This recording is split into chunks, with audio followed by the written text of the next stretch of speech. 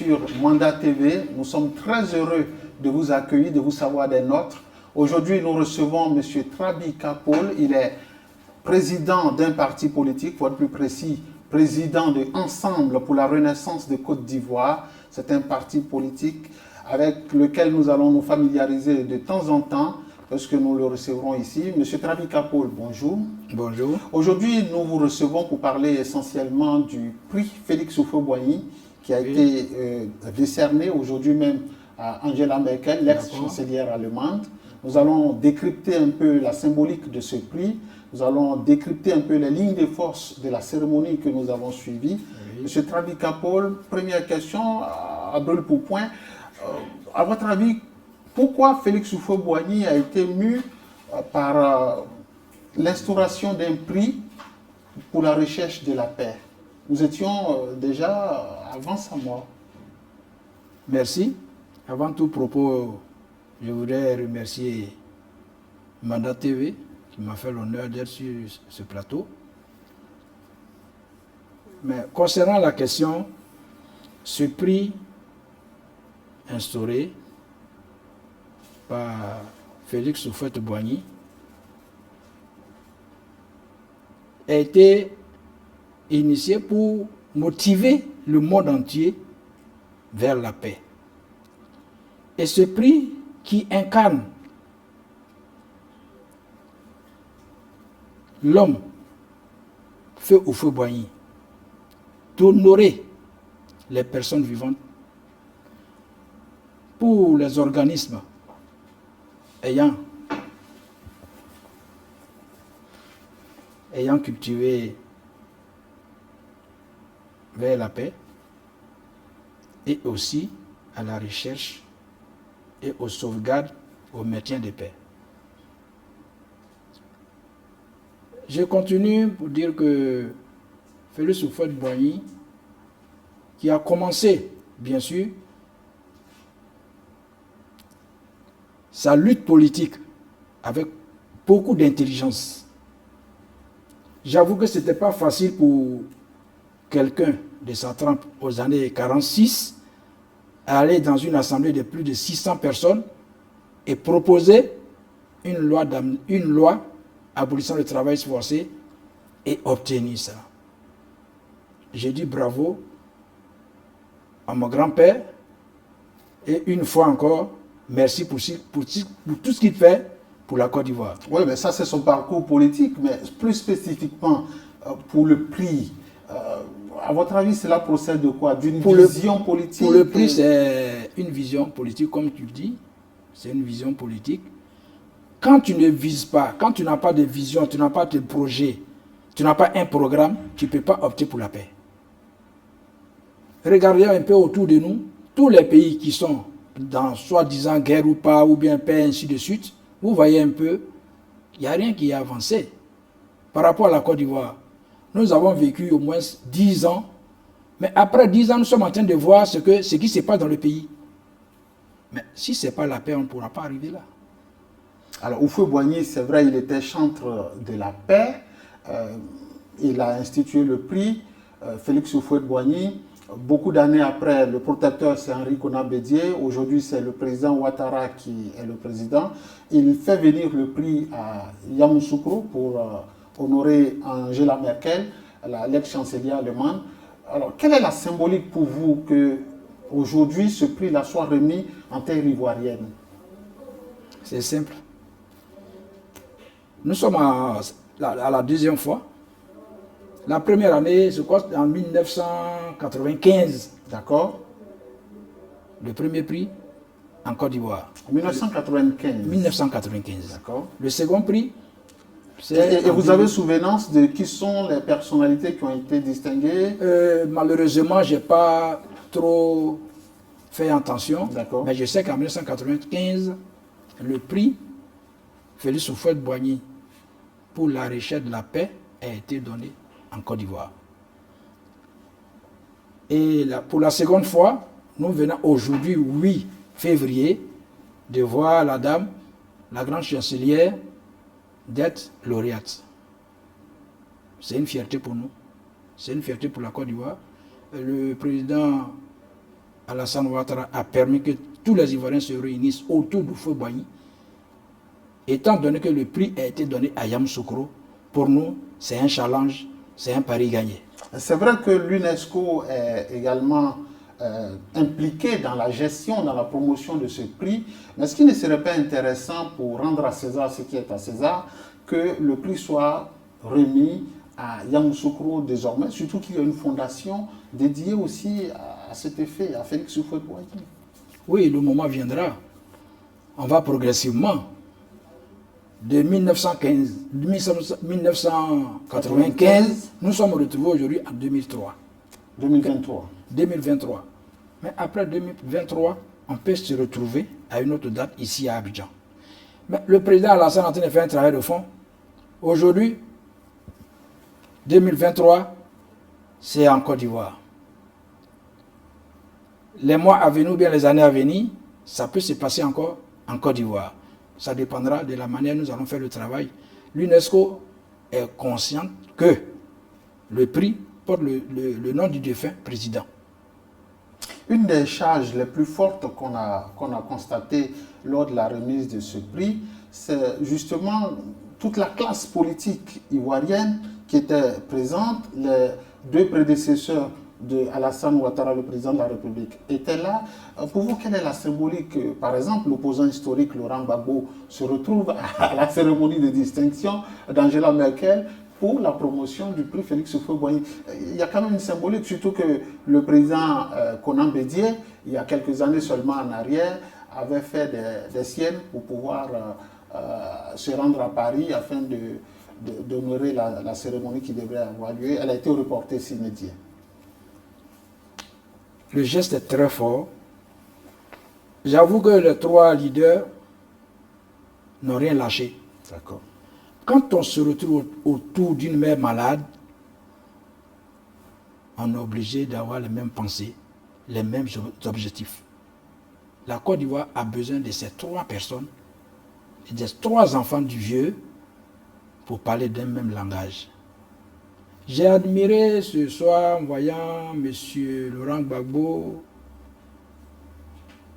le père Bédié et mon aîné, le président Alassane Ouattara, parler. C'est ce que la Côte d'Ivoire a besoin. On a besoin de paix. Nuit et jour, on doit parler de paix. Les Ivoiriens ont besoin de paix. Aujourd'hui, quand tu parles d'une élection quelconque, bientôt c'est les élections municipales et régionales. Mais certains me disent, je vais au village. Je dis, mais pourquoi? Il dit, il n'y a pas d'élection au village. Élection au village. Donc, reste au pays, reste à Abidjan. Nous allons tous aller aux élections. Mais s'il y a déjà une décrispation par rapport au geste qui a été fait aujourd'hui, nous pouvons comprendre que la peine n'est pas un vain mot comme dit le président lui-même, mais c'est un comportement. Chacun a compris. Chacun des trois a compris. S'il n'y a pas de paix, il n'y a pas de vie. Alors, pour embrayer sur ce que vous dites, est-ce que ce genre d'initiative ou de cérémonie où les trois grands se rencontrent, où toute la classe politique est réunie, est-ce que cela décrispe véritablement l'atmosphère? Par exemple, nous sommes en 2023. Est-ce que c'est un boulevard qui s'ouvre un peu, un boulevard de paix, de quiétude, parce qu'on a pris conscience qu'il faut léguer aux générations futures, comme Houphouët le souhaite, la paix? Absolument. Tout à l'heure, je parlais de 1956. Pourquoi 56? Houphouët a mené le combat de 46 à 56. Lorsque le gouvernement d'alors a vu qu'il était gênant, il fallait l'appeler pour discuter avec lui, pour faire la paix entre le gouvernement français et le RDA, où Houphouët-Boigny représentait vivement le mouvement. C'est ce qui a été fait. Ça a pesé Houphouët-Boigny. C'est cela. Ça a calmé certains ardeurs par rapport à tout ce qu'il était en train d'entreprendre. Donc, cela a permis, et aussi à Houphouët, de s'inspirer de certaines choses. Mais quelqu'un qui a fait un gouvernement français, qui a été ministre pendant des années dans le gouvernement français, et je ne vous apprends rien, Houphouët-Boigny en 56, avant qu'on l'appelle, il était déjà président de l'Assemblée nationale. Il était président de l'Assemblée nationale de Côte d'Ivoire de 53 à 59. Exactement. Donc il avait quand même une espérance de la chose. Et comme il voulait un développement sérieux pour son pays, il a accepté certaines choses, certains sacrifices. Et le sacrifice, c'est le sacrifice d'amour, le sacrifice de paix. D'accord. On va aborder maintenant la personnalité qui reçoit ce prix aujourd'hui, Angela Merkel. Angela Merkel reçoit le prix parce qu'elle a ouvert les frontières allemandes aux réfugiés en 2015, alors qu'il y avait beaucoup de conflits dans le Moyen-Orient, le Proche-Orient, en Irak, en Syrie. Est-ce que vous pensez que c'est un élément suffisant, un élément fort pour décerner le prix Félix Houphouët-Boigny, ouvrir ses frontières? Ça suffit? C'est fort? Angela mérite même plus que ça. D'accord, et pourquoi? Pourquoi? Non seulement vous avez parlé des ouvertures de frontières, elle a posé encore des actes. Et elle continue de poser des actes. Malgré qu'elle soit à la retraite, elle continue de poser des actes. C'est une dame que j'admire beaucoup. Je pense que si nous avons dans le rang de la politique ivoirienne des personnes comme cette dame, pour nous donner des conseils, nous pourrons avancer. Imaginez, vous ne pouvez pas comprendre que l'Allemagne est quand même une puissance en Europe. Et elle, en tout cas sur la qui partie a dirigé, et sur la partie relation avec l'armée, ce que j'appelle l'Antigone contemporain du film. Pour vous, je vais donc, juste résumer ça, c'est que justement, l'Algérie, qui a une genèse, alors, Angela Merkel a fait le déplacement jusqu'à Abidjan. Est-ce que vous pensez que c'est une interlocutrice de poids, une interlocutrice, et ça, ma famille, quand elle voit ça, elle est dans un projet de fiction, l'Odyssée de parler à la classe politique. C'est un film qu'on a vraiment beaucoup aimé, toi et moi-même, et qu'on vous recommande. Merci, Rachid Ami, c'est donc à partir d'aujourd'hui sur les écrans. Vous restez avec nous encore quelques minutes, on va dire deux mots de deux autres sorties de la semaine, à commencer par ce mélodrame chinois, Thomas, le retour des hirondelles de Li Huijin. Ce sont ses frères. Mais c'est à eux d'être attentifs. Nous avons un pays qui n'est pas quand même un pays mis un peu à l'écart, mais un pays, je ne sais pas comment expliquer, un pays leader dans la sous-région. Nous représentons au moins quand tu ne vises pas, quand tu n'as pas de vision, tu n'as pas de projet, tu n'as pas les uns et les autres. Et si un programme que vous invitez, à votre table de discussion, qu'elle arrive à vous donner des conseils, c'est à vous d'écouter et respecter ce que vous pouvez dire par rapport à certaines choses. Bientôt, nous serons à la phase. Absolument. Voilà, il faut regarder un peu autour de nous, raisonnable pour pouvoir avancer. Angela Merkel a posé un acte assez fort également aujourd'hui. Elle a remis son pactole. Tous les pays qui sont dans soi-disant guerre ou pas, ou bien paix, ainsi de suite.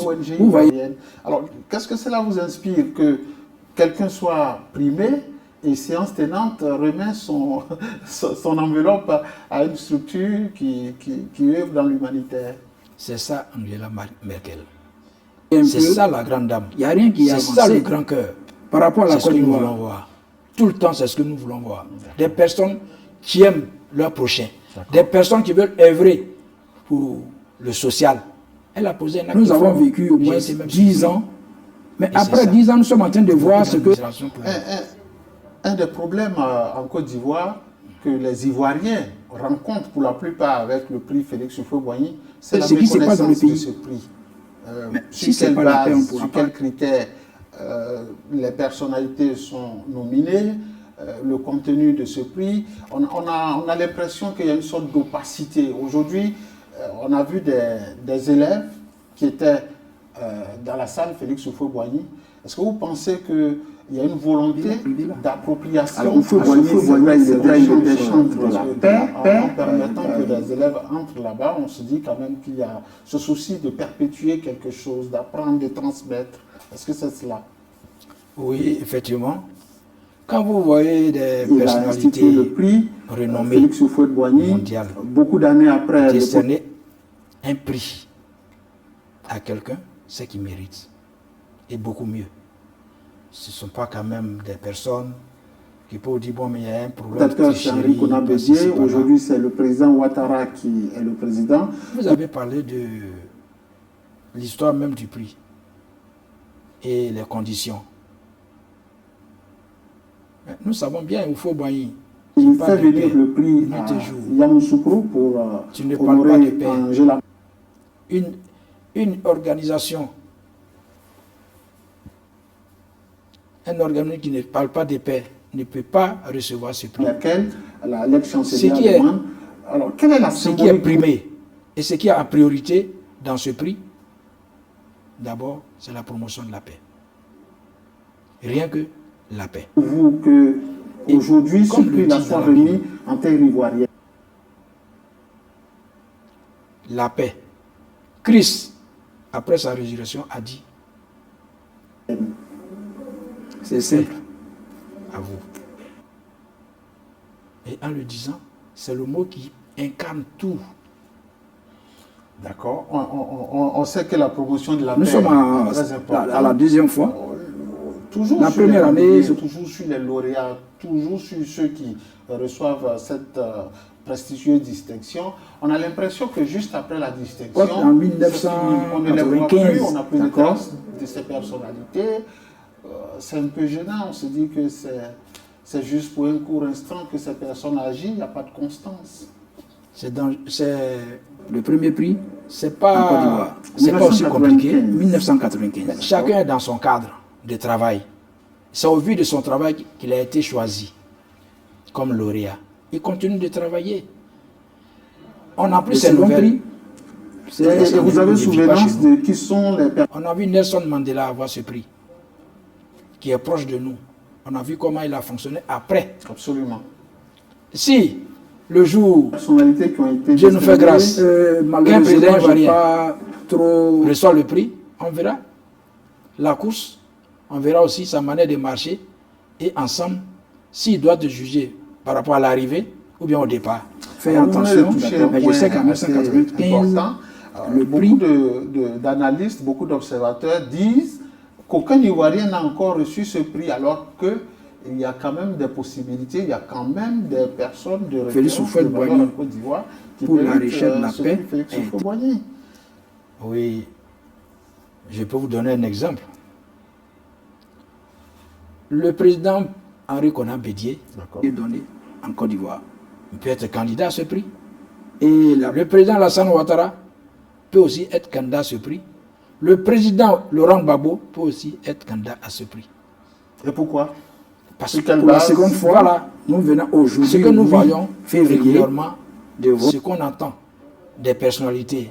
Or, d'eux-mêmes, c'est différent. Le président Gbagbo n'est pas violent. Le président Gbagbo n'est pas violent. La grande chancelière. Le président Bédié également. D'être lauréate. Le président Ouattara également. Mais tous trois ne sont pas violents. Mais qu'est-ce qu'il fait qui ne peut pas avoir le prix? Il y a lieu de s'asseoir ensemble pour avancer. C'est une fierté pour nous. C'est une fierté pour la Côte d'Ivoire. À qui on peut décerner ce prix en Côte d'Ivoire. Pour le moment, je crois que c'est le président Alassane Ouattara. D'accord. On peut aussi dire qu'il a ses prédécesseurs, il a pu faire la paix avec ses prédécesseurs. En général, c'est plus beau quand Alassane Ouattara a permis que tous les Ivoiriens se il y a des gens qui ont fait la guerre et qui se retrouvent en train de faire la paix, vous ne voyez pas? Bien sûr. D'accord. Alors, qu'est-ce que vous croyez en termes d'innovation? Qu'est-ce que vous pensez qu'on puisse apporter pour étant donné que le prix a été donné à encore plus universel, parce qu'on a quand même l'impression que ce prix n'est pas connu au-delà de certaines frontières. Qu'est-ce qu'on peut faire pour nous, c'est un challenge, c'est un pari gagné. Soit plus retentissant. Oui, mais c'est la maison mère qui doit faire la promotion, l'UNESCO. Le prix que l'UNESCO est également pour la impliqué est connu mondialement. Il y a des gens hors d'Afrique qui ont obtenu ce prix. Donc, ce n'est pas un prix qui est... La gestion dans la préparation de ce prix, est-ce qu'il ne serait pas intéressant que le monde attend? Le prix Nobel n'est pas un prix donné par l'UNESCO. C'est pour cela. Sinon, puisque l'UNESCO, généralement, que le prix soit une contrée européenne. Or, le prix Nobel de la paix est une contrée mondiale. Donc, il faut comprendre cela. Mais les anciens lauréats viennent. Il y a des Américains qui ont eu Jimmy Carter, plein de personnes. Et Aujourd'hui, c'est une Allemande, une Européenne. Ça participe à promouvoir, à propager. Mais le prix Félix Houphouët-Boigny parle de la recherche de la paix. De la paix. Une spécificité. Et ce prix qui recherche la paix n'est pas pareil au prix Nobel de la paix. Le président Houphouët même devait être primé. Il devait avoir le prix Nobel de la paix. Outre-tombe. Oui. Être primé. Il devait avoir ce prix. D'accord. Mais les politiciens ivoiriens sont ce qu'ils sont, avec certains rapports, ainsi de suite. Il n'a pas obtenu. Mais ça ne l'a pas découragé pour qu'il crée le prix Félix Houphouët-Boigny en 1989. C'est cela. Voilà. C'est cela. Alors, M. Trabika Paul, le prix Félix Houphouët-Boigny, c'est bien. Houphouët a dit que la paix, c'est un comportement, ce n'est pas un vain mot. Alors, quels sont les comportements qui ont cours en ce moment pour perpétuer l'œuvre d'Houphouët-Boigny en Côte d'Ivoire en termes de maintien de la paix, de promotion de la paix, de sauvegarde de cette paix-là que Houphouët nous a léguée avant de partir? Parlant de paix toujours, dans le monde, il ne peut pas avoir la paix. Spécifiquement en Côte d'Ivoire? Non, dans le monde, il ne peut pas avoir la paix. Au moment où nous donnons un prix ici, en Côte d'Ivoire, il y a la Russie qui bombarde l'Ukraine. Ouais. Donc on ne peut pas parler de paix entièrement dans le monde. Ce n'est pas possible. Mais on peut courir vers la paix. C'est ce que nous devons faire. Courir vers la paix. Les Ivoiriens que nous sommes devions comprendre que ça devient une religion pour nous. Lorsque le Père nous disait « faites ceci, faites cela », nous n'avons pas pris au sérieux. Mais après quelques années, ça nous a inspiré. Aujourd'hui, chaque Ivoirien est conscient de la chose. Chaque Ivoirien sait qu'il faut mettre la paix au devant de tout. Surtout après 2011. Oui, mais écoutez, on n'a pas besoin de nous enseigner cela. Du plus petit au plus grand, tout le monde le sait qu'il faut passer par là. Alors, M. Trabi, si vous aviez quelques innovations à proposer aux gestionnaires, aux organisateurs de cette cérémonie, quelles sont les innovations que vous auriez apportées pour que ce prix soit plus dynamique, pour qu'il y ait beaucoup plus de solennité, mais beaucoup plus de retentissement à l'international? Bon, si les critères sont dévoilés, qu'est-ce cela? Ensemble, les gens peuvent prendre connaissance et au fur et à mesure les choses avancent, il peut y avoir des améliorations. Mais une fois c'est concentré à un groupe, c'est difficile de connaître comment les choses fonctionnent. Mais à mon humble avis, c'est vrai, aujourd'hui on est en train de changer, il y a une innovation comme vous l'avez dit. Aujourd'hui le prix Félix Houphouët-Boigny devient le prix UNESCO. Qu'est-ce cela? Mais en devenant prix UNESCO, comprenez que beaucoup de choses peuvent changer. Absolument. Mais ces changements n'ont pas encore le contenu. D'accord. Et comme on n'a pas le contenu, c'est difficile de devancer qui que ce soit. Cette année, nous avons reçu Angela Merkel ici, en Côte d'Ivoire, et précisément dans le village du président de la République, ancien président. Alors, nous allons tous réfléchir. S'il y a lieu d'ajouter quelque chose, nous le ferons. Mais pour l'heure, nous observons il y a le parrain qui est là, et il y a aussi le protecteur. Peut-être se feront fort avec l'appui du président Ouattara, qui continue d'œuvrer pour la paix, pour que les secondes fois, le prix soit encore donné à Abidjan ou à Yamoussoukro encore, pour une fois, puisque la fondation est à Yamoussoukro. Alors vous ouvrez une brèche dans laquelle je vais m'engouffrer. Protecteur, parrain. Le protecteur, il est assez vieillissant, le parrain également vieillissant. Alors est-ce que vous ne pensez pas que c'est maintenant qu'eux aussi, ils doivent se trouver un nouveau parrain, un nouveau protecteur? Ou bien c'est quand ça nous tombe dessus qu'on cherche maintenant un nouveau protecteur, un nouveau parrain? Oui, pour l'heure, on ne peut pas chercher de parrain. On ne peut pas chercher des parrains. Non, on ne peut pas chercher des parrains. D'accord. Ça, c'est fait ainsi. D'accord. Ouais. D'accord. Alors, M. Trabika Paul, on arrive presque au terme de notre entretien. Je voudrais savoir, pour vous, est-ce que Houphouët-Boigny était un homme de paix, lui-même? Houphouët-Boigny, l'homme de paix. Quelques grands traits distinctifs. Houphouët-Boigny, homme de paix. Quelques grands traits distinctifs de cet homme de paix. Est-ce que vous pouvez nous donner quelques grands traits distinctifs? Vous voyez, il y a eu beaucoup de choses ici en Côte d'Ivoire. Des gens se sont levés et ont demandé une session.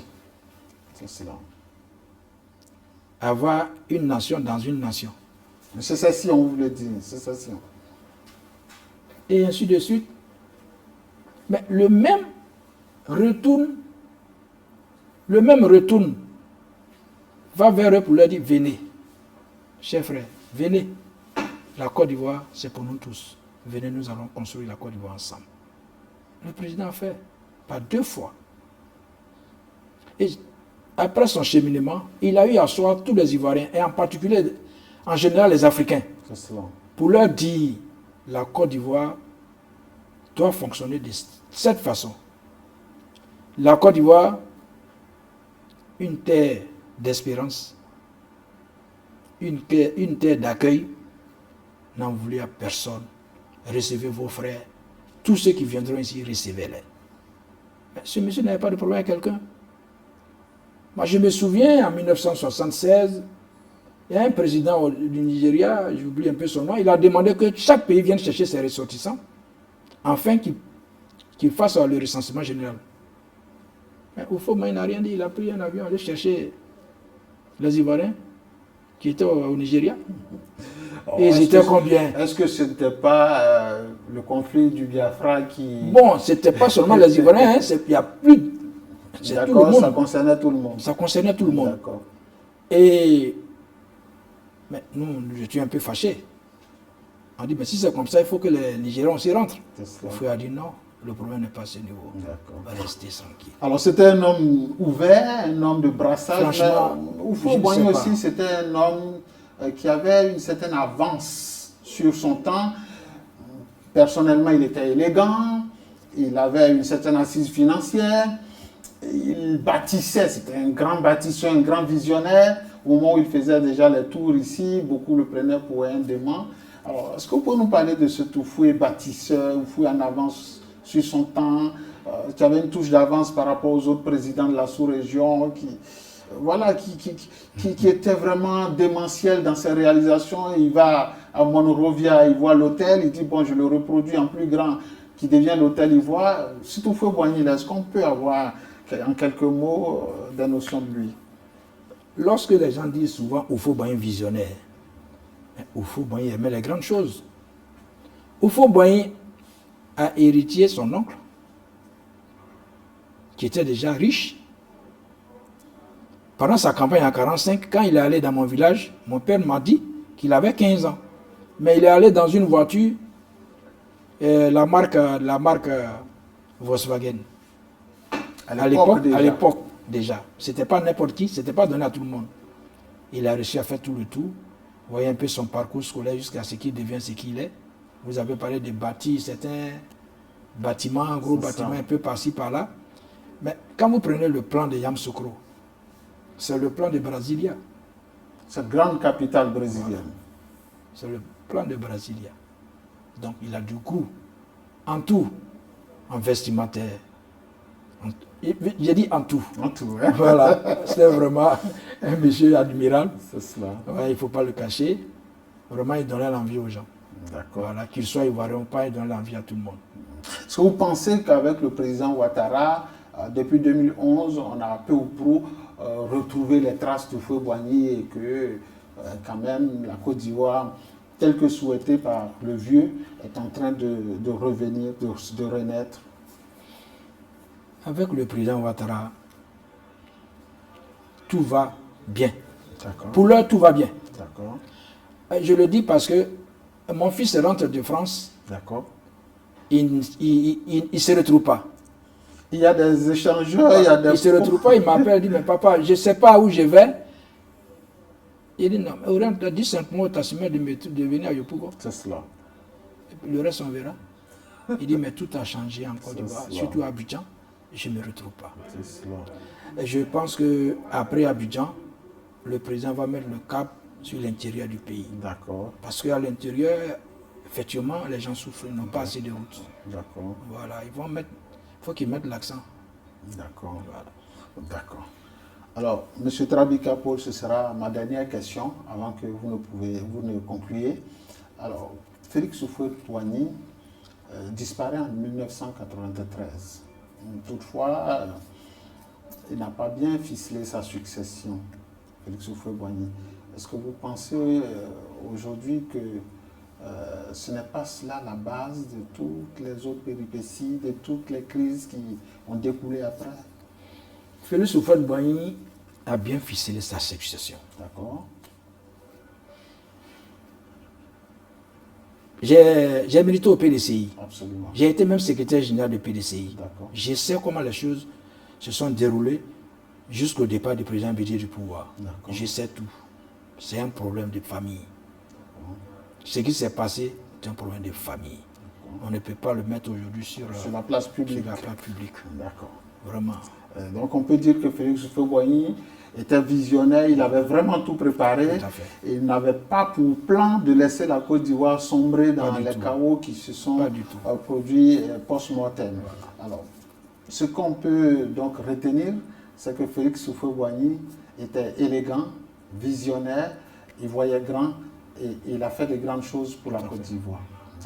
Alors, M. Trabika Paul, nous sommes très heureux de vous avoir accueilli sur ce plateau. Merci. Nous ne pouvons vous laisser partir sans que vous ne dites quelque chose à la Côte d'Ivoire, à la nation, suite à la remise de ce prix et surtout sur l'homme Félix Houphouët-Boigny. Vous avez cette caméra pour vous adresser aux Ivoiriens. Merci encore une fois. Je voudrais dire aux Ivoiriens que la paix doit être prononcée à tous les niveaux, qu'ils soient jeunes, adultes et de la classe de troisième âge. La paix pour la Côte d'Ivoire doit être considérée comme une religion. Sans la paix, il n'y a pas de développement. En 10 ans de paix, nous avons vu beaucoup de choses être réalisées chez nous. Nous voulons voir plus. Et tous ceux qui viendront après le président Ouattara, qui optent pour cette paix, pour que la Côte d'Ivoire avance. Oui. Oui, je voulais aussi ajouter que, bon, que Dieu bénisse la Côte d'Ivoire. D'accord. Amen. On va dire ainsi. Amen.